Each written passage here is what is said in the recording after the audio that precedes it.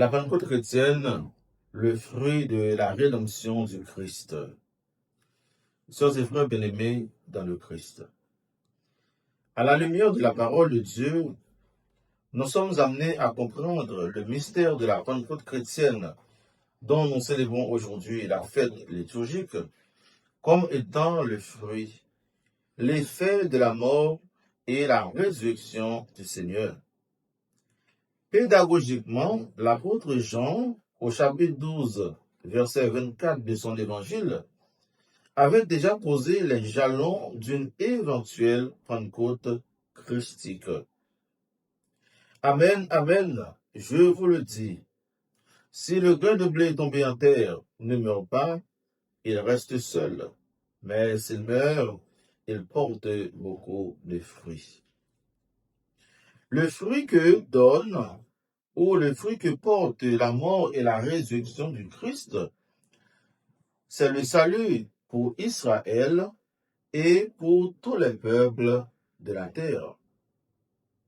Comme il est dit dans la formule de la consécration, pour vous et pour la multitude. De siècle en siècle, des milliers d'hommes et de femmes, par la foi et dans l'Esprit Saint, vont s'attacher au Christ et parvenir au salut de Dieu. Saint Luc, dans la première lecture, tirée des Actes des Apôtres, nous rapporte son propre récit de l'événement. L'apôtre Paul également, dans la deuxième lecture, nous fait découvrir la vocation de l'Esprit Saint dans la vie des croyants au travers les communautés chrétiennes. En comparant les deux textes, celui de Jean et celui de Luc, littéralement, nous pouvons dire que nous sommes en présence de deux types de Pentecôte. Cependant, l'une ne s'oppose pas à l'autre. Il s'agit tout simplement de deux images d'une même réalité qui permettront aux chrétiens et aux croyants de mieux vivre et comprendre le mystère de la Pentecôte.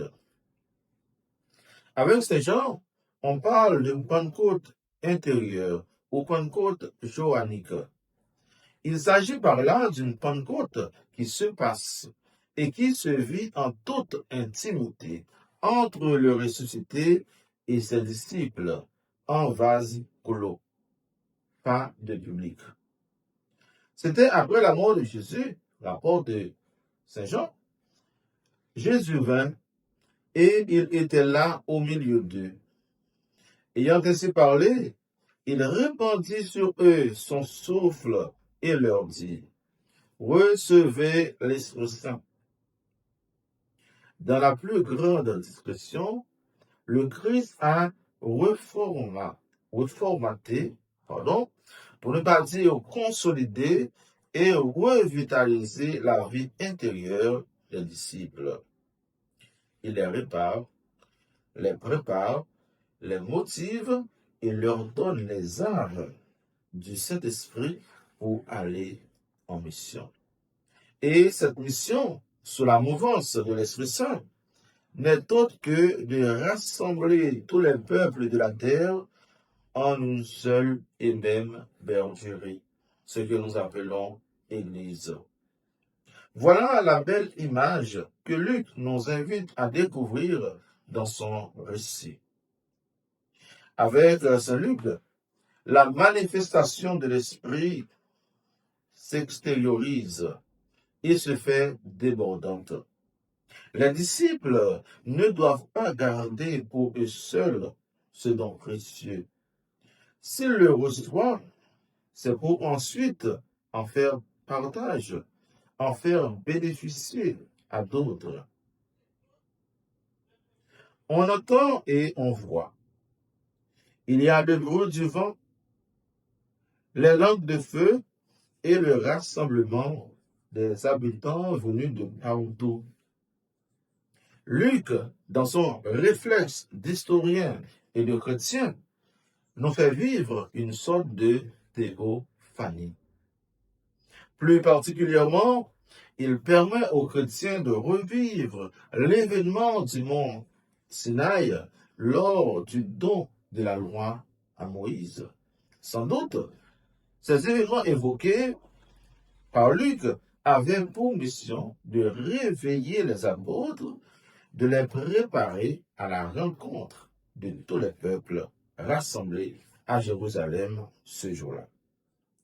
Sur le plan spirituel et prophétique, les disciples, les apôtres, reçoivent l'onction afin d'être efficaces et unis dans la mission. Et pour Saint Luc et pour Saint Jean, le ministère des apôtres a et aura comme promoteur l'Esprit Saint. Comme on dit aujourd'hui, l'Esprit Saint est le patron de la mission. Et ce ministère, le ministère des apôtres, doit être vu comme le prolongement de celui du Christ. De même que le Père m'a envoyé, moi aussi, je vous envoie. Par le don de l'Esprit Saint, il est d'évidence que la mission apostolique s'inscrit dans la mission même du Christ. Cette mission, faut-il dire, doit être vécue en collégialité. Et pour reprendre le pape François, en synodalité, c'est-à-dire en Église. Les prêtres avec les fidèles.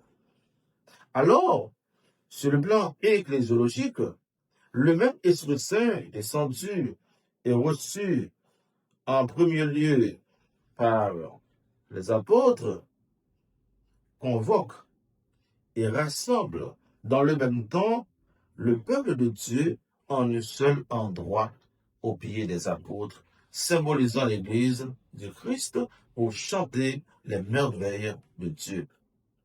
Donc, nous comprenons l'importance et le bienfait de ces langues de feu. Elles dissipent non seulement les ténèbres et les doutes, mais également elles permettent aux disciples enfermés de se réveiller, de parler la langue de l'Esprit Saint, l'Esprit du Christ, afin d'aller annoncer la bonne nouvelle du salut à tous et à chacun.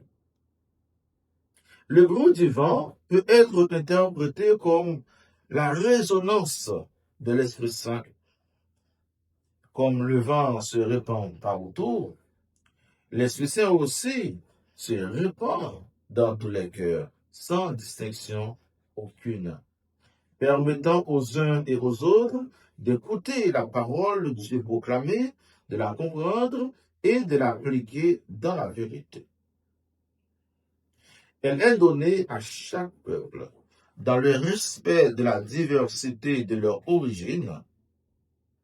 En effet, l'évangélisation n'est pas et ne doit pas être une guerre contre les cultures et les ethnies, mais l'accueil de la richesse que Dieu dépose en chaque peuple, en chaque personne en particulier. En retour, dans un esprit d'unité, sous la conduite de l'Esprit Saint, ces diversités doivent être mises au service du grand corps qu'est l'Église. Pour reprendre l'apôtre Paul, à chacun est donné la manifestation de l'Esprit en vue du bien. Frères et sœurs, ce même Esprit Saint reçu par la très sainte Vierge nous amène à reconnaître que la Pentecôte est intimement liée au mystère de l'incarnation. Disons, en passant par l'incarnation pour arriver à la résurrection, le Christ fait naître une nouvelle création. Un nouveau peuple de Dieu, le peuple de la nouvelle alliance.